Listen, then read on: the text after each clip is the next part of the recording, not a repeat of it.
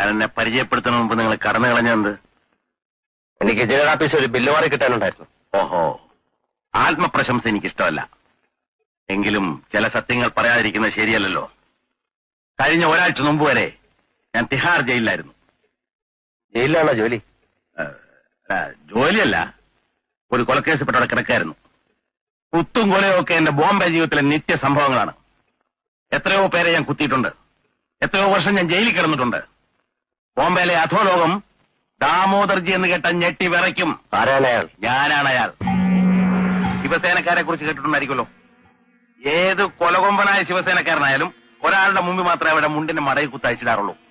ആ ആളാണ് ഈ ദാമോദർജി. ബോംബെക്കാരൊക്കെ മുണ്ടും മടക്കി കുത്തിയാണോ നടക്കുന്നത്? അല്ല, ഈ മുണ്ടെന്ന് പറഞ്ഞാലേ ധോത്തി, പാളത്താറ്. ആത്മപ്രശംസ എനിക്ക് തീരെ ഇഷ്ടമല്ല. എങ്കിലും ഒരു സത്യം കൂടെ ഞാൻ പറയാം.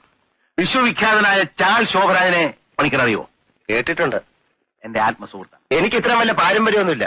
പക്ഷെ വേണ്ടി വന്നാൽ ഒരാളെ കൊല്ലാൻ എനിക്ക് മടിയുമില്ല. സാബാഷ്, അച്ഛാ അച്ഛാ.